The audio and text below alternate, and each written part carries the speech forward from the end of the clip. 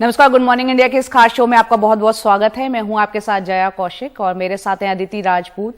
शुरुआत कर रहे हैं हम रूस और यूक्रेन के बीच जो युद्ध जारी हुआ है उसका आज 20वां दिन है और लगातार रूस जो है यूक्रेन की राजधानी कीव पर कब्जे की कोशिश में लगा है और इस प्रक्रिया में उसने हमले काफी तेज कर दिए हैं। कई शहरों में रूस ने इस वक्त बमबारी कर रहा है। वो यूक्रेन में राजधानी कीव में एक व्यक्ति की जान भी गई है। इसके अलावा डोनेट्स्क में मिसाइल हमले में 20 लोगों की जान चली गई है। हमले के लिए रूस ने यूक्रेन को जिम्मेदार ठहराया है। डोनेट्स्क ओब्लास्ट में यूक्रेन की सेना ने रूसी सेना को रोका भी है। इसके अलावा डॉनबास इलाके में दोनों सेनाओं के बीच जोरदार लड़ाई देखने को मिली है। 100 रूसी सैनिक मारे गए हैं, 6 गाड़ियां तबाह हुई हैं। ये यूक्रेनी सेना का दावा है। और कीव में फॉक्स न्यूज का एक रिपोर्टर घायल हुआ है। मॉरियोपोल से करीब 160 गाड़ियों से फंसे हुए लोगों को निकाला गया है। साथ ही अमेरिका ने जो दावा किया है उसके मुताबिक रूस ने चीन से मदद मांगी है और रूस चीन ने अमेरिकी दावे को यहां पर गलत बताया है। इसके अलावा चीन ने रूस की मदद की तो गंभीर परिणाम होंगे, ये अमेरिका की तरफ से साफ तौर पर कहा गया है। और रूस और यूक्रेन के बीच चौथे दौर की बातचीत आज हो सकती है, ऐसा माना जा रहा है।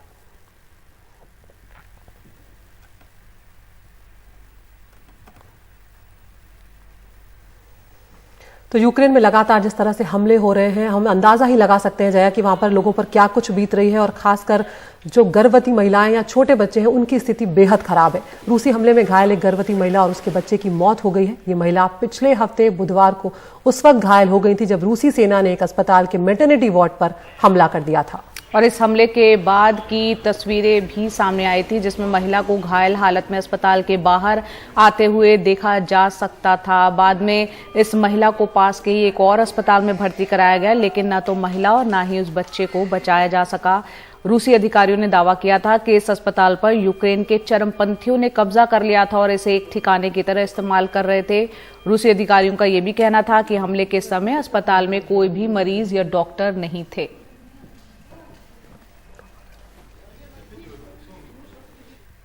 और कीव में रूसी सेना ने हमले और ज्यादा तेज कर दिए हैं। यहां पर इमारतें ध्वस्त हो गई हैं। वहां के मेयर ने वहां का हाल बताया, आइए सुनते हैं। That's what Russians' war against the civilians look like. Destroyed buildings, destroyed infrastructure. City bus just got hit by the rocket. Lives are getting lost. That's the war that Russia started. That's the city of Kiev. And many cities in Ukraine were destroyed, lives were taken. That's the truth. These images is the truth of Russian war against Ukraine, Putin's war against Ukraine. That's what it looks like.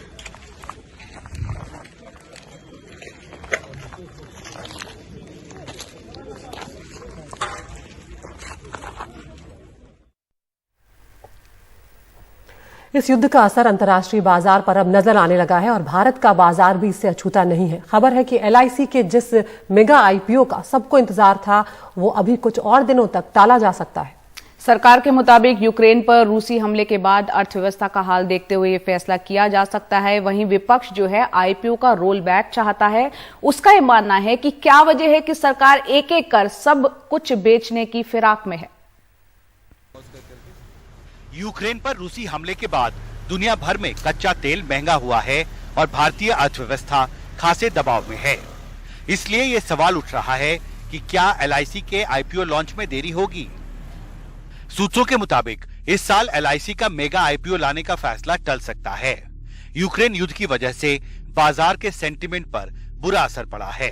LIC की public listing अगले अप्रैल तक टल सकती है। उधर LIC के IPO के खिलाफ विरोध तेज हो रहा है। सोमवार को कांग्रेस के राज्यसभा सांसद P भट्टाचार्य ने फैसले के रोल बैक की मांग की। आपका ये मानना है कि इसको रोल बैक करना चाहिए फैसले? हाँ, ये तो जरूर रोल बैक करना चाहिए, जरूर रोल बैक करना चाहिए। रोल बैक नहीं होगा तो सारे हिंदुस्तान में वर्कर्स लोग में स्ट्राइक में जा रहा है। हम लोग इस स्ट्राइक को जरूर समर्थन करेंगे। LIC को लेकर के ये जीवन बीमा निगम था, खुद का जीवन सुरक्षित नहीं रह पा रहा। LIC ने कितने यूनिट्स को रिट्रीव कर दिया, क्या हम उस पूरे इतिहास को भूल जाए? ऐसा क्या हो रहा है इस सरकार के साथ कि जो 70 वर्षों की संचित निधि या संस्थाएं थी, आप एक एक करके बेच रहे। श्रीमती इंदिरा जी, दरअसल यूक्रेन युद्ध शुरू होने के कुछ ही दिन बाद वित्त मंत्री ने खुद ये संकेत दिया था कि आईपीओ लाने के समय पर नए सिरे से विचार हो सकता है। इधर पेट्रोलियम मंत्री हरदीप पुरी ने सोमवार को राज्यसभा में कहा, कच्चे तेल बाजार में बढ़ती अनिश्चितता के बीच सरकार रूस और ईरान से अतिरिक्त कच्चा तेल खरीदने पर बात कर रही है। There are reports and there are contacts. I myself have had a conversation with the appropriate levels of the Russian Federation. How much oil is available either in Russia or in new markets or in new suppliers which may be coming on the market. Insurance sector की सबसे बड़ी कर्मचारी union all India insurance employees association ने पहले ही 10 बड़े central trade union द्वारा सरकारी उपक्रमों के निजीकरण और स्टेक सेल के खिलाफ 28 और 29 मार्च को देश भर में होने वाले जनरल स्ट्राइक में भाग लेने का ऐलान किया हुआ है। जाहिर है एलआईसी के आईपीओ के खिलाफ संसद के अंदर और बाहर विरोध तेज हो रहा है और अब ये देखना महत्वपूर्ण होगा कि सरकार एलआईसी के आईपीओ के खिलाफ इस बढ़ते विरोध से कैसे निपटती है। संसद भवन से हिमांशु शेखर, एनडीटीवी इंडिया। और अब बात करते हैं हिजाब विवाद की। स्कूलों और कॉलेजों में हिजाब पहनना चाहिए नहीं, हाल ही में कर्नाटक से जो शुरू हुआ था विवाद, वो उसको लेकर काफी चर्चा हुई थी। हिजाब मामले में आज कर्नाटक हाई कोर्ट अपना फैसला सुनाएगा। आज सुबह 10:30 बजे इस बड़े फैसले पर अदालत का फैसला आना है। कर्नाटक हाई कोर्ट की 3 जजों की बेंच हिजाब पर अपना फैसला सुनाएगी। पिछले दिनों हिजाब पहनने और इस पर प्रतिबंध की मांग पर कर्नाटक समेत पूरे देश भर में प्रदर्शन हुए थे।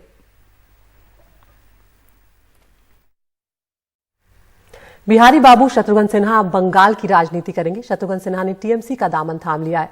ममता बनर्जी ने उन्हें लोकसभा उपचुनाव के लिए प्रत्याशी बनाया है। आसनसोल लोकसभा क्षेत्र की जो सीमा है, दरअसल वो झारखंड की धनबाद लोकसभा क्षेत्र की सीमा से लगती है और यहाँ पर जो हिंदी भाषी मतदाता है वो निर्णायक भूमिका में होते हैं। शत्रुघ्न सिन्हा से बातचीत की है हमारी सहयोगी नगमा ने।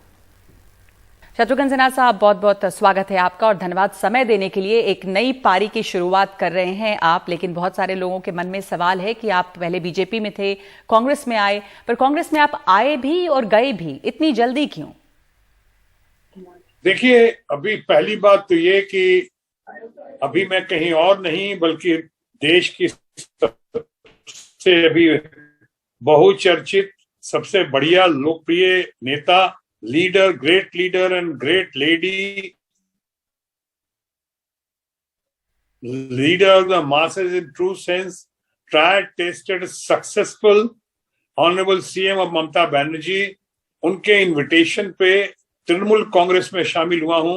तृणमूल कांग्रेस में जो पूल ऑफ टैलेंट है, उसके साथ रह के कैसे हम विपक्ष की आवाज को और मजबूत कर सकें, उनके नेतृत्व में, ममता बनर्जी के नेतृत्व में, और कैसे हम अपने वेस्ट बंगाल के लिए और खासकर अपने आसनसोल के लिए कैसे हम और काम करके और नाम कर सकें। इनकी ख्याति में ममता बनर्जी की उम्मीदों पे की कसौटी पे खरा उतरे। इसलिए मैं इस दिशा में आया हूं, या कह सकता हूं नई दिशा में जरूर आया हूं, लेकिन सही दिशा में आया हूं।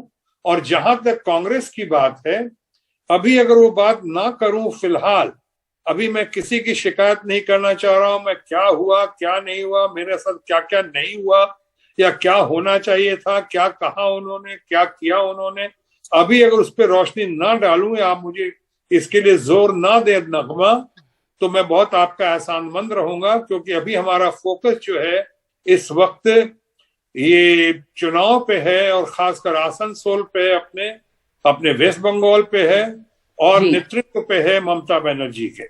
जी, ऐसा आपने कहा कि मैं जोर न दूं कांग्रेस पर सवाल पूछने के लिए, तो ठीक है, मैं जोर नहीं दूंगी, लेकिन बहुत कुछ नहीं कह के भी आपने काफी कुछ कह दिया। आप कह रहे हैं कि उन्होंने क्या कहा और क्या किया, क्या नहीं दिया।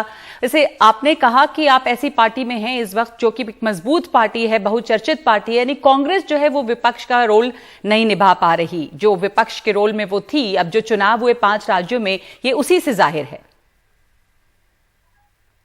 देखिए ना, जो मजबूत विपक्ष का रोल अदा नहीं कर पा रहे हैं, उन्हें करना ही होगा, आज नहीं तो कल।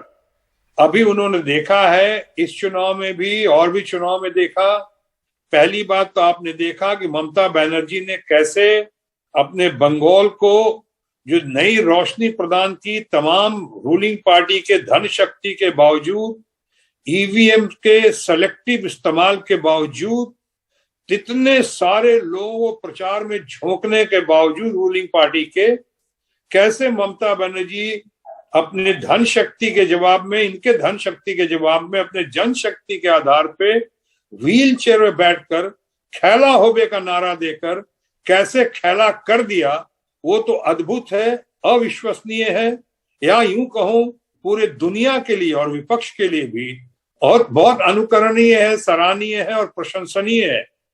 वो रोल मॉडल बनकर उभर के आई हैं। तो आज भी चुनाव में आपने देखा, मैं इस पे भी ज्यादा आज जोर नहीं दूंगा, लेकिन बहुत लोगों का मानना है कि जहां जहां डबल इंजन की सरकार रही है या सिंगल इंजन भी जो उनकी अपनी रही है, वहां पे सेलेक्टिव यूज जगह जगह खास जगह पे कुछ लोगों के लिए और कुछ मामलों में तो अपने लोगों के लिए भी किया उन्होंने, ताकि उसको लेजिटिमेसी मिले, लगे कि हाँ सही हुआ है। और इस तरह से चुनाव में जो हुआ इस बार अखिलेश यादव के खिलाफ ही नहीं बल्कि पूरे जगह, सिवाय पंजाब के। पंजाब में नहीं कर सकते थे वो, क्योंकि वहां इनकी इंजन नहीं थी, वहां उनकी सरकार नहीं थी। बाकी जहां जहां उनकी डबल इंजन थी या सिंगल इंजन करके दिखा दिया। उससे एक सबक और मिलता है कि विपक्ष को हम लोग हमेशा कहते हैं कि एक साथ रहो, एकजुट रहो, एकजुट रहो, और अगर ऐसा होगा तो कोई दिक्कत नहीं होगी कभी। लेकिन अनफॉर्चुनेटली, दुर्भाग्यवश ऐसा नहीं होता रहा नगमा। और आपने इस बार भी देखा कितनी पार्टीज यूपी में लड़ रही थी अलग अलग। आपने यूपी बहुत जगह की बात कर रहा हूं, बट यूपी का एग्जाम्पल देके कह रहा हूं। तो मैं समझता हूं कि ये जो हुआ है अभी, वो एक सबक है। और अपोजिशन में, चाहे आपने हमारे दोस्तों की बात की, कांग्रेस की, चाहे जो भी लोग बाहर से आए हैं या हमारे कांग्रेस में भारतीय जनता पार्टी से या दूसरे पार्टी से कांग्रेस में या जिस पार्टी में भी आए हैं, इन लोगों को ये सबक जरूर लेना चाहिए कि एकता ही गुण है और एकता ही जो है वो की है, चाबी एकता में जी। अगर एक रहेंगे, और अभी एकता के मामले में आपने देखा कि किस तरह से हमारी अपनी Mamata Banerjee, the tigress of Bengal, the real mass leader, आज कितना उभर कर आई है। कितना ये हवाई चप्पल की यात्रा इनकी इतनी लंबी हुई है कि लोग तो एकदम अवाक हो गए हैं कि ये कमाल कर रही है। और उन्होंने ट्राई टेस्टेड सक्सेसफुल कहा, कितना संघर्ष किया जीवन में, कहां से। जी, आपने अभी कहा कि उन्होंने विपक्ष के या बीजेपी के धन शक्ति का जवाब जो है वो जनशक्ति से दिया। आपने कहा कितना जरूरी है विपक्ष का एकजुट रहना। कांग्रेस इस रोल में खरी नहीं उतर रही है। ममता बनर्जी के लिए जो आपने तमाम आप टीएमसी में शामिल हुए हैं, आप बता रहे हैं कि वो कैसे टाइग्रेस ऑफ बंगाल हैं और खेला क्या वहां पर। तो क्या वो विपक्ष का चेहरा है, बन सकती हैं? क्या टीएमसी कांग्रेस का विकल्प बन रही है? देखिए, इसका विकल्प मैं किसी पार्टी पे बोलकर किसी पार्टी के लिए अभी इस घड़ी में, जब मैं खुद चुनाव में शामिल हुआ हूं, तो मैं उस पर पार्टी का नाम लेकर नहीं कहना चाहूंगा। लेकिन मैं हाँ जरूर कह सकता हूं कि विकल्प का चेहरा तो बनकर तैयार हुई है। आज चारों तरफ लोग देख रहे हैं ममता की ओर, उम्मीद से, आशा से। वो देख रहे हैं कि ममता बनर्जी के अंदर वो कैपेबिलिटीज हैं, वो कैपेसिटी है, वो मादा है। जैसा मैंने कहा कि हवाई चप्पल से लेके जो यात्रा की और चली किए जा रही हैं, वो क्या व्हील चेयर पे हो चाहे ऐसे हो, वो कमाल किया उन्होंने। तो आज वो बहुत बड़ा चेहरा बनकर बहुत एक्सेप्टेबल, रेस्पेक्टेबल और एबल चेहरा है आज ममता बनर्जी, इसमें दो राय नहीं है। रिस्पेक्टेबल चेहरा है ममता बनर्जी। आपके पहले टीएमसी में कई बड़े नेता शामिल हुए, शत्रुघ्न सिन्हा साहब, यशवंत सिन्हा गए, सुष्मिता देव गई हैं, फलेरो गए हैं। मतलब कि ये जो तमाम चेहरे हैं वो एक राष्ट्रीय स्तर पे बड़े नेता रहे हैं, नेशनल लीडर्स हैं जिन्होंने पार्टी ज्वाइन की है। इससे अगर ये देखा जाए तो संकेत है कि टीएमसी की मौजूदगी नेशनल लेवल पर दर्ज करने की ये कोशिश है। इसे इस तौर पर देखा जाए कि टीएमसी जो है वो विपक्ष के इस रोल में राष्ट्रीय स्तर पर तैयार हो रही है, बनने की कगार पे है, इसमें दो राय नहीं है। और बनने की पूरी शक्ति और क्षमता है आज तृणमूल कांग्रेस में। अभी अभी ताजा उदाहरण आपको हमने कहा, किसी ने सोचा था, सिवाय आत्मविश्वास था, जब प्रशांत किशोर जी का कहें कि चाहे उनके अपने अभिजीत का कहें, चाहे यशवंत सिन्हा जी का कहें, या सबसे ज्यादा हमारी ममता बनर्जी जी के बारे में कहें, और तो कोई नहीं कह रहा था। सब कह रहा था सरकार तो बनेगी, कुछ भी हो जाए। सारी आशाओं पे पानी फिर गया लोगों कहने के बावजूद, जब इतने अद्भुत वोट था। और उसके बाद कुछ लोग खिसियाई बिल्ली खंभा उखाड़े क्या कह रहे थे, लेकिन हम तो 3-4 सीट से इतनी सीटों पे आ गए। वो आपका मुद्दा नहीं था। आपने कहा था कि हम 2/3 सीटों से जीतेंगे, 2/3 मतों से हम जीतेंगे वहां पे। और ये 2/3 मत तो लगता है इन्होंने एकदम रट लिया, रट्टा मार लिया। जब देखो कहते हैं 2/3। को याद है पिछली बार दिल्ली में भी कहा था हम 2/3 वोटों से जीतेंगे, और 2/3 तो नहीं आ सका, 2-3 सीटें आ गई, यानी स्कूटर पार्टी बन गए। बिहार में कहा था जी जब नीतीश बाबू थे कि हम 2/3 मतों से जीतेंगे, कहाँ गया वो 2/3? इसके पहले छत्तीसगढ़ में कहा था, मध्य प्रदेश में कहा था। तो एक लगता है रट्टा मार लिया है। जी शत्रुघ्न सिन्हा साहब, एक आखिरी सवाल आपसे। आप बीजेपी में थे, आप केंद्रीय मंत्री रहे, बीजेपी में लंबे समय रहे, इन कांग्रेस में आए और बहुत जल्दी कांग्रेस से गए, और अब आप टीएमसी में हैं। तो अब जाकर जो आप टीएमसी में पहुंचे हैं, आपको लगता है कि अब आप सही जगह पे पहुंच गए, सही दिशा में पहुंचे हैं, ये जो नई दिशा है आपकी? और पहले आपने इतने सालों तक बिहार की राजनीति की है, बिहारी बाबू के नाम से आप जाने जाते हैं, अब आप बंगाल की राजनीति करेंगे? इतना समझना जरूरी है नगमा, आप तो जानती हैं, हम जैसे लोग जो ऑल इंडिया फिगर हैं, जो अपना जो भी नाम या जो भी ख्याति अर्जित की है, जो भी काम और बॉडी ऑफ वर्क की तारीफ हुई है, उसमें पूरे देश का योगदान रहा है। चाहे आंध्रा का हो, चाहे तमिलनाडु का हो, पंजाब, हरियाणा, बिहार, बंगाल, सबका हाथ रहा है उसमें, वरना ऑल इंडिया फिगर बनते भी नहीं। हम अगर कैबिनेट मिनिस्टर बने देश में, हेल्थ मिनिस्टर या शिपिंग मिनिस्टर, तो पूरे देश की हमने सेवा करने की कोशिश की ईमानदारी के साथ। आज तक हमारे ऊपर कहीं कोई आरोप नहीं, कहीं कोई इल्जाम नहीं कि कहीं कुछ गड़बड़ किया हो। तो ये अगर ऐसा हुआ है पूरे देश, और देश एक है, हम सब कहते हैं कन्याकुमारी से कश्मीर तक हमारा है और हम सबों का है। तो अगर उस जगह से आपको लगता है कि बिहार की राजनीति के बाद मैं बंगाल की राजनीति कर रहा हूं, तो मैं कह रहा हूं मैं देश की ही राजनीति कर रहा हूं, विदेश की राजनीति नहीं कर रहा हूं। और सबसे बड़ी बात यह है नगमा कि कहीं भी सही दिशा में जाना हो तो नई दिशा में जाना जरूरी होता है। अब मैं सही दिशा में हूं और नई दिशा में हूं, सही मायने में। तो हमारी कोशिश ये रहेगी कि अपने तमाम लोगों की उम्मीदों पे, या हमारी ममता बनर्जी और तृणमूल कांग्रेस के नेतृत्व की कसौटी पे मैं खरा उतरूं, अपनी निष्पक्षता से, अपनी सेवा भावना से, अपने लगन से, अपने कमिटमेंट से, अपने डिटर्मिनेशन से और अपने डिवोशन से। जी बहुत बहुत शुक्रिया आपका शत्रुघ्न सिन्हा साहब हमसे बात करने के लिए, और शुभकामनाएं आपको आपकी इस नई दिशा के लिए। और आपके हिसाब से ये सही दिशा है अब, तो बहुत शुभकामनाएं आपको। नमस्कार, गुड मॉर्निंग इंडिया में आपका स्वागत है। मैं हूं अदिति राजपूत और मेरे साथ हैं जया कौशिक। 5 राज्यों में विधानसभा चुनाव में से 4 में बीजेपी ने जीत हासिल की है, और यूपी के अलावा बाकी के जो 3 राज्य हैं, यानी कि उत्तराखंड, मणिपुर और गोवा, उसको लेकर अभी असमंजस बना हुआ है कि यहां पर मुख्यमंत्री कौन होगा। और अब सरकार गठन की कवायद भी तेज हो गई है। दोनों राज्यों के सीएम दिल्ली तलब किए गए हैं।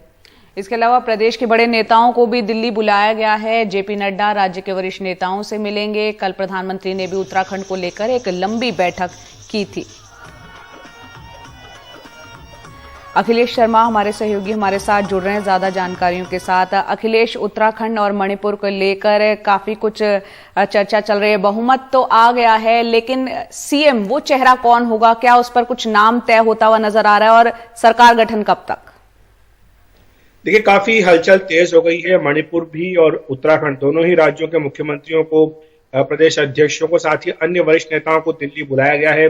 कल रात को उत्तराखंड को लेकर एक लंबी बैठक हुई थी प्रधानमंत्री निवास पर, जिसमें पीएम मोदी के अलावा गृह मंत्री अमित शाह, रक्षा मंत्री राजनाथ सिंह, जो कि पर्यवेक्षक बनाए गए हैं उत्तराखंड के लिए, साथ ही उत्तराखंड के चुनाव प्रभारी प्रहलाद जोशी, बीजेपी अध्यक्ष जेपी नड्डा, ये तमाम नेता मौजूद थे। काफी लंबी ये बैठक चली है। इसके बाद अब ये फैसला किया गया कि सभी को यहाँ दिल्ली बुलाया जाए। तो मुख्यमंत्री पुष्कर सिंह धामी और साथ ही प्रदेश अध्यक्ष मदन कौशिक भी दिल्ली पहुंच रहे हैं। यहाँ पर उनकी पार्टी अध्यक्ष जेपी नड्डा से, संगठन महासचिव बीएल संतोष से मुलाकात होगी। इसी तरह मणिपुर में भी यूनिट को कहा गया है कि उनके वरिष्ठ नेता दिल्ली आए।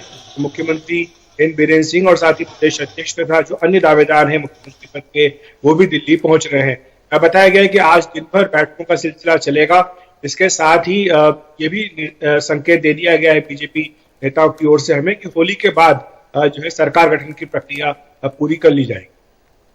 बिल्कुल, यहाँ पर अखिलेश, लगातार हम देख रहे हैं कि पर्यवेक्षक भी नियुक्त किए जा रहे हैं, जबकि कल तक ये खबर थी कि सरकार गठन जो है वो होली के बाद ही होगा। लेकिन जिस तरह से तैयारियां लग रही हैं, लगता है कि शायद पहले भी चुनाव हो सकता है। भले सरकार गठन बाद में हो, लेकिन मुख्यमंत्रियों के चेहरे पर होली के पहले मुहर लग सकती है।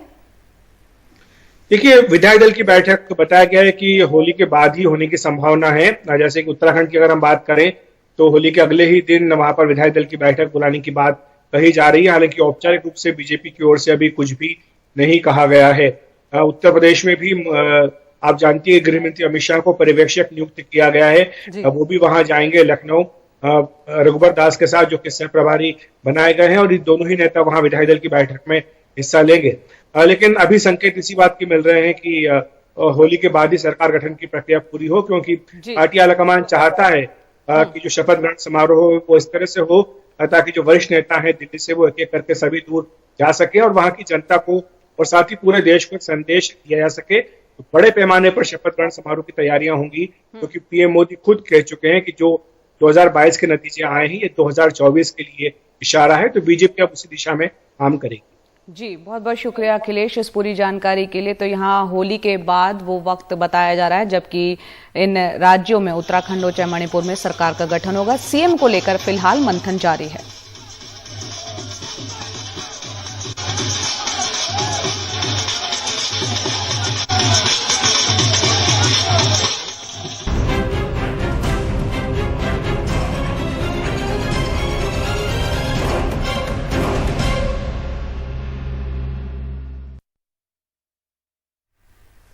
और अब बात करते हैं रूस और यूक्रेन के युद्ध की। आज 20वां दिन है और इस बीच मारियोपोल में तबाही की जो तस्वीरें आई हैं जया, वो दिल दहला देने वाली हैं। ये ड्रोन कैमरे से शूट की गई हैं तस्वीरें जो सामने आई हैं। बिल्कुल, आप तस्वीरों में देख सकते हैं कि हमले के बाद इमारतों से किस तरह से धुआं उठ रहा है। इमारतें यहाँ खंडहर में तब्दील होती हुई नजर आ रही हैं। रूस को हमला किए हुए आज 20वां दिन है। और आपको ये भी बता दें कि मारियोपोल जो है उसकी जनसंख्या करीब 4.5 लाख के करीब है और ये दक्षिणी पूर्वी यूक्रेन में पड़ता है और 10वां सबसे बड़ा शहर है ये यूक्रेन का। और जिस तरह से तबाही की तस्वीरें आ रही हैं, हम अंदाजा लगा सकते हैं कि यहाँ पर क्या कुछ लोगों पर बीत रही होगी। तो सिर्फ मारियोपोल ही नहीं, रूस के कई यहाँ पर यूक्रेन के कई शहरों पर रूस ने अपने बमबारी तेज कर दी है। राजधानी कीव में एक व्यक्ति की जान भी गई है। इसके अलावा डोनेट्स्क में मिसाइल हमले में 20 लोगों ने अपनी जान गंवाई और हमले के लिए रूस ने यूक्रेन को जिम्मेदार ठहराया है। इसके अलावा अगर बात करें डोनेट्स्क ब्लास्ट में यूक्रेन की सेना ने रूसी सेना को रोका है। वहां पर आमने सामने की लड़ाई भी हुई है। डॉनबास इलाके में भी दोनों सेनाओं की जोरदार लड़ाई देखने को मिली है। इसके अलावा यूक्रेनी सेना का यह कहना है कि 100 रूसी सैनिकों को और उसने मार गिराया है और 6 गाड़ियां उनकी तबाह कर दी हैं। इसके अलावा कीव में फॉक्स न्यूज का एक रिपोर्टर जो है वो घायल हुआ है। और अभी हमने आपको मारियोपोल की तस्वीरें दिखाई। मारियोपोल में करीब 160 गाड़ियों से जो फंसे लोग थे उन्हें निकाला गया है। इसके अलावा अमेरिका का ये दावा है कि रूस ने चीन से मदद मांगी है। रूस चीन ने अमेरिकी दावे को गलत बताया है। चीन ने रूस की मदद की तो गंभीर परिणाम होंगे, अमेरिका ये साफ तौर पर कह रहा है। साथ ही रूस और यूक्रेन के बीच चौथे दौर की बातचीत आज संभव बताई जा रही है।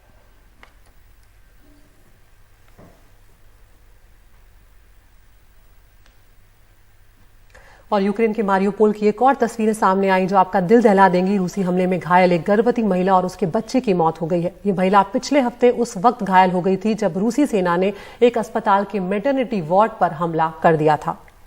इस हमले के बाद की तस्वीरें सामने आई है कि किस तरह से एक महिला जहां पर घायल हो जाती है, घायल हालत में उसको अस्पताल के बाहर आते हुए देखा जा सकता था। बाद में इस महिला को पास के ही दूसरे अस्पताल में भर्ती कराया गया, लेकिन अफसोस की बात ये रही कि ना तो महिला और ना ही उसके बच्चे की जान बचाई जा सके। रूसी अधिकारियों ने दावा किया था कि इस अस्पताल पर यूक्रेन के चरमपंथियों ने कब्जा कर लिया था और इसे एक ठिकाने की तरह इसका इस्तेमाल किया जा रहा था। रूसी अधिकारियों का यह भी कहना था कि हमले के समय अस्पताल में कोई भी मरीज या फिर डॉक्टर नहीं था।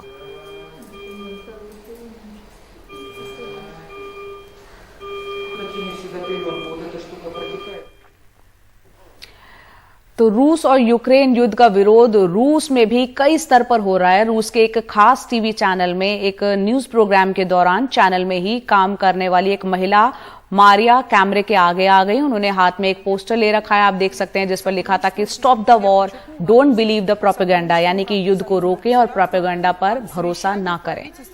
तो ये बात हम सब जानते हैं जया कि ये जो युद्ध हुआ, ये जो हमला हुआ है, ये सिर्फ पुतिन की मर्जी थी, क्योंकि रूस के लोग भी इस तरह का युद्ध नहीं चाहते, क्योंकि ये उन पर भी काफी भारी पड़ रहा है। और ये तस्वीरें एक रशियन स्टार्ट्स टीवी की हैं, जिसके सामने आप देख रहे हैं कि एंकर के पीछे आकर एक एम्प्लॉय जो है वो खड़ी हो गई है और वो नो वॉर का इस तरह से पोस्टर लेकर खड़ी है। और यूक्रेन की राजधानी कीव में रूसी सेना ने हमले और भी तेज कर दिए हैं। इमारतें ध्वस्त होती जा रही हैं। वहां के मेयर वहां का हाल बता रहे हैं, वो वीडियो आपको दिखाते हैं। That's what the Russians' war against the civilians look like. Destroyed buildings, destroyed infrastructure. City bus just got hit by the rocket. Lives are getting lost.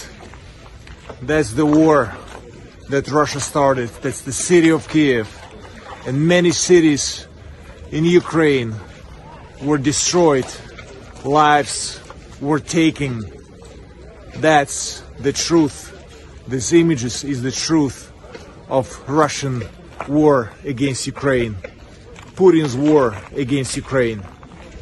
That's what it looks like.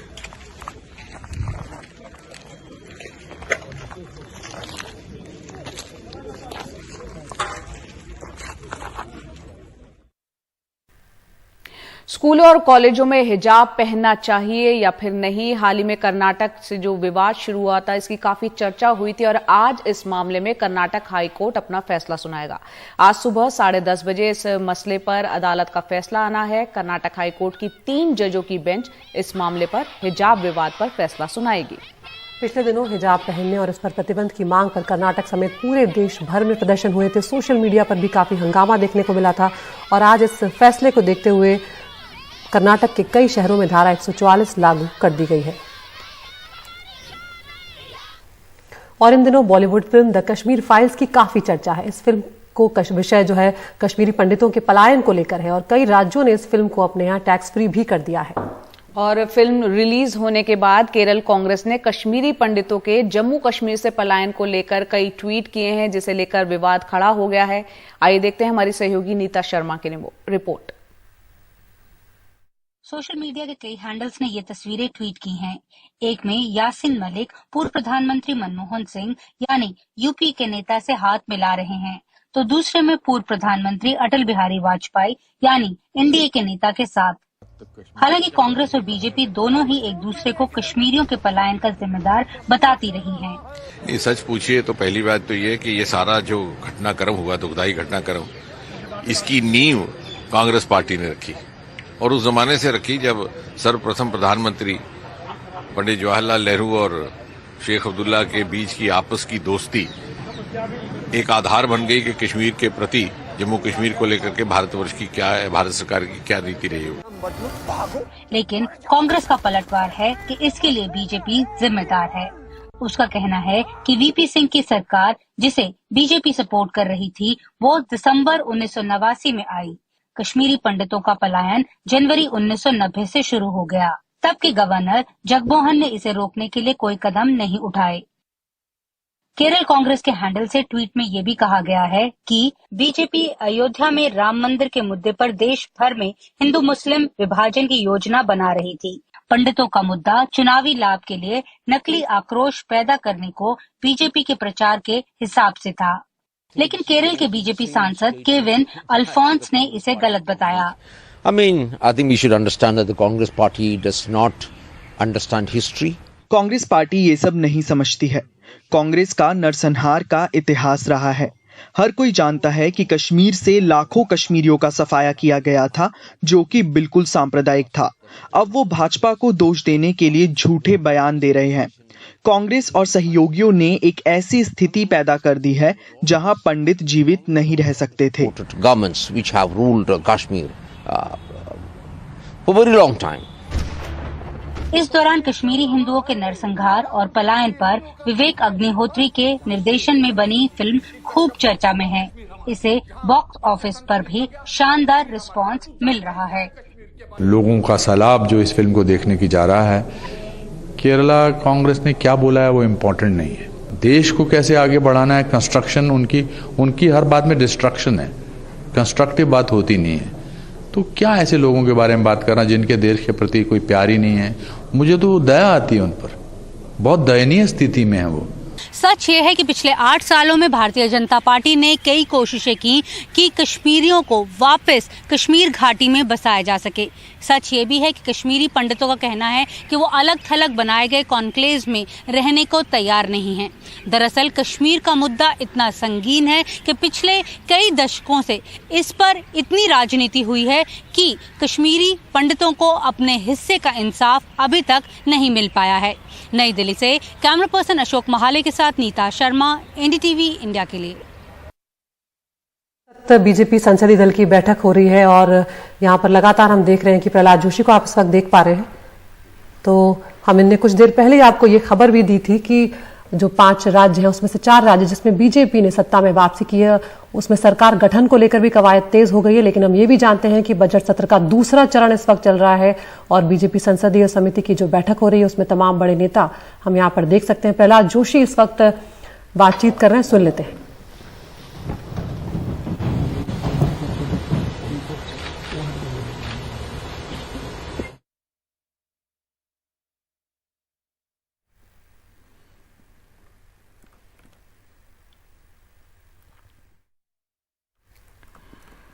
तो यहाँ पर BJP संसदीय दल की ये बैठक इस वक्त आप देख रहे हैं। माना जा रहा है कि इस दौरान जो है सांसदों को भी आने के लिए कहा गया है। हाल ही में जो रिजल्ट आए हैं 5 राज्यों में, उसमें बेहतरीन प्रदर्शन बीजेपी का रहा, 4 राज्यों में बहुमत हासिल किया है और उम्मीद ये की जा रही है कि सीएम को लेकर खासतौर से मंथन भी जारी है, चाहे उत्तराखंड हो चाहे मणिपुर हो। और होली के बाद वो वक्त माना जा रहा है जब नई सरकार का गठन हो जाएगा।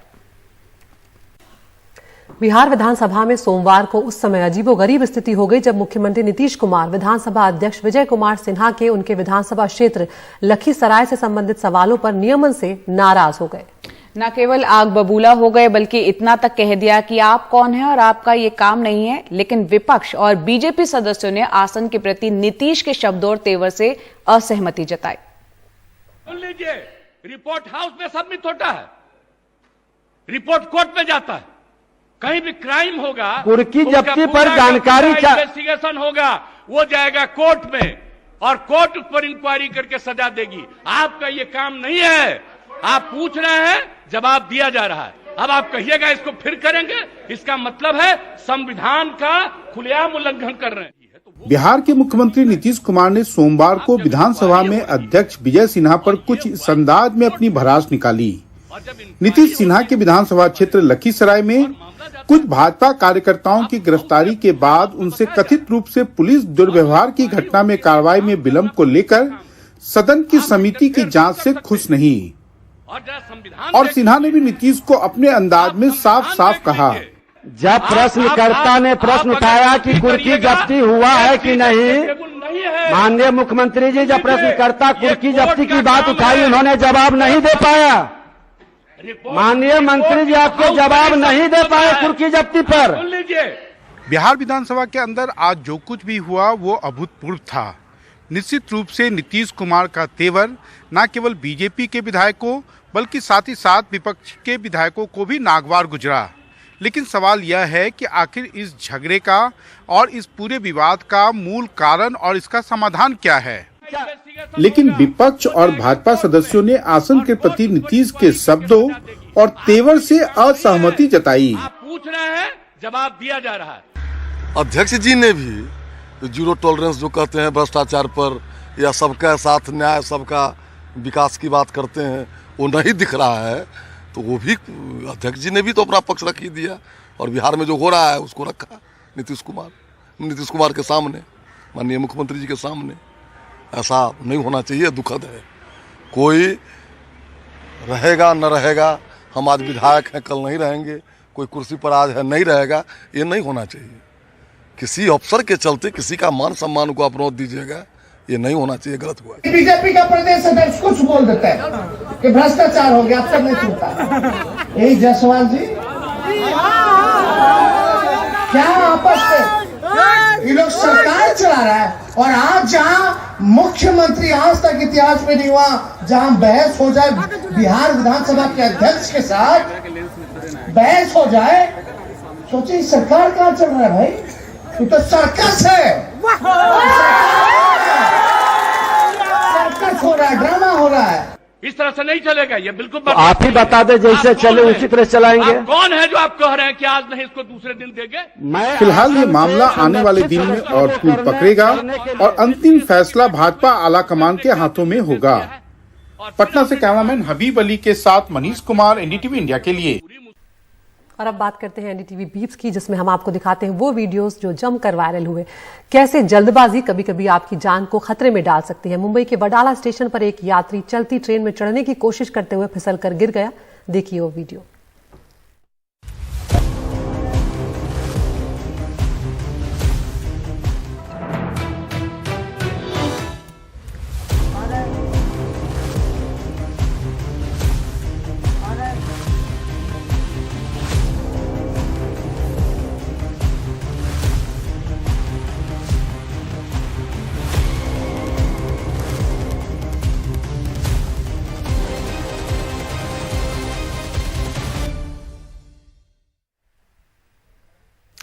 अमेरिका के न्यू जर्सी में एक इमारत में आग लग गई तो एक शख्स को अपने 3 साल के बच्चे की जान बचाने के लिए उसे दूसरी मंजिल से नीचे फेंकना पड़ा।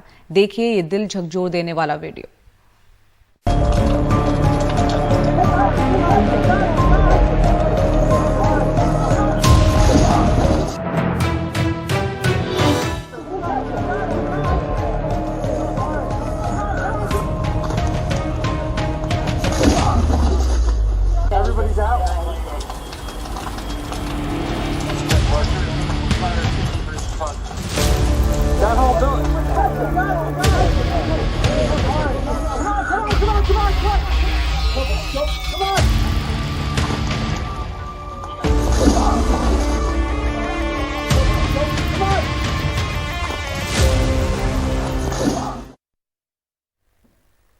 यूक्रेन रूस विवाद के बीच अब अमेरिकी मीडिया ये जानकारी दे रहा है कि रूस ने यूक्रेन से युद्ध को लेकर चीन से सैन्य और आर्थिक मदद की मांग की है।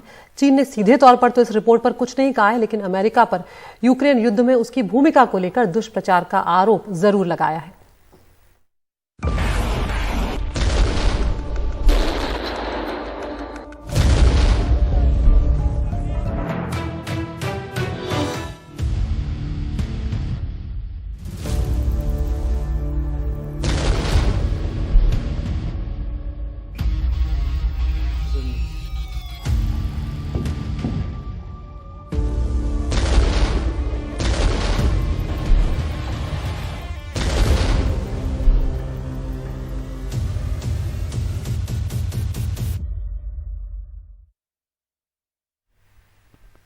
और अब वक्त तो चला है आपको टॉप 5 खबरें दिखाने का। आपको करना यह है कि एनडीटीवी इंडिया के यूट्यूब चैनल पर जाना है, पोल का हिस्सा बनना और बताना है किन खबरों को चैनल पर आप पूरा दिन विस्तार से देखना चाहते हैं।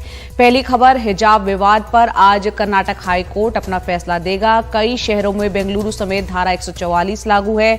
दूसरी खबर, इंटरनेशनल कबड्डी खिलाड़ी की स्टेडियम में सरेआम हत्या कर दी गई। तीसरी खबर, यूक्रेन और रूस युद्ध के 20वां आज दिन है, कीव पर बमबारी जारी है, मौर्यपोल खंडहर में तब्दील हो चुका है। और चौथी खबर है, चीन जो है वहां पर बड़ा है कोरोना का संकट, 10 शहरों में इस वक्त सख्त लॉकडाउन लगा दिया गया है। 5वीं और आखिरी खबर, मणिपुर और उत्तराखंड